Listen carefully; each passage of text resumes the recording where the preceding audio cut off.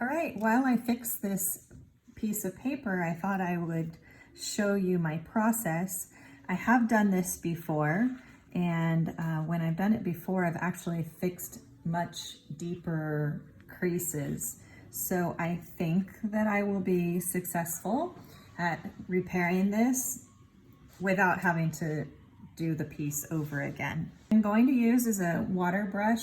You can just use a regular paintbrush. I don't happen to have any that are clean. Or you could use a Q-tip even. I have a little dish here, and that is going to be for its smooth surface. You might have something like a bone folder or another fancy tool, but I'm one of those that just looks around and finds something to use. And then I have some paper towels, and I'm going to do it on my leather blotter, but you know, each time I do this, I kind of just wing it and figure out and keep working at the process. I'm going to put a paper towel underneath. I don't want to take any chance that the leather dye or any of the ink that I have on my blotter gets the paper dirty. And first, I'm just going to lightly wet the areas where I need to smooth the fibers back out again. And you don't want to really soak it. Don't get it so wet that it's like shiny wet, just damp. And I'm going to do both sides of the paper. I think that's going to help me with this one. It's not really deeply creased, but it's bent and it wants to stay that way. So we're going to try to kind of retrain that paper. So I wet both sides a little bit. I think that I'm going to turn it over. I'm going to put another paper towel on top, and then I'm going to use this to kind of smooth it out, iron it out. Again, I have done deeper creased paper before, so hopefully this one won't be an issue. So you can see it's already smoother than it was. You might not be able to tell in the video. It's already laying flatter instead of wanting to curl so much. So what I'm noticing though is I'm a little more textured, and that's because of this paper towel.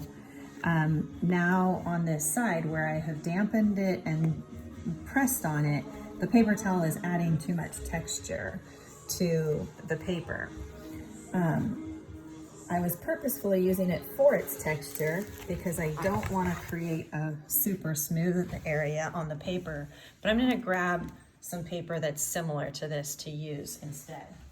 Here I have just a piece of a similar paper, so it has the same kind of texture to it. So I think what I'm going to do now is kind of repeat the process with smoother layers. So I can kind of get a little bit of that texture to be correct. But see how now my paper is at least laying flat. I'm gonna put this on top and apply pressure again. Kind of the philosophy is that when you dampen the paper fibers, they become pliable again, and then you want to work them into place again. Okay, I'm going to do directly onto the back with my smooth surface. As I mentioned, I just kind of keep working at it and trying different things. I'm getting pretty darn good though. Look at, it's got a tiny bit of ripple left in it, but it's also still a little bit damp. But again, I don't put so much water as to really I'm worried that that might actually make the paper dirty. I'm gonna fold that over. Now I'm gonna use the really smooth paper and see how I get it. There.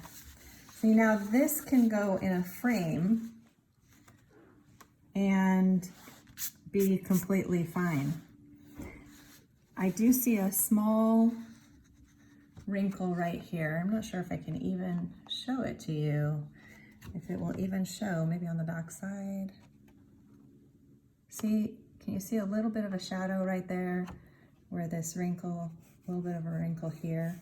So I'm gonna do this area as well.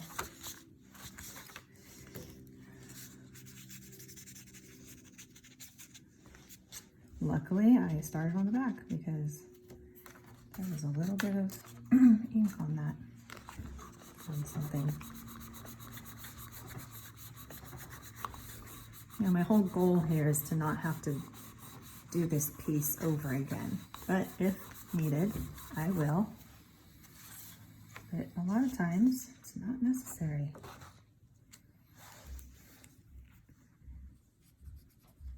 A little more right there.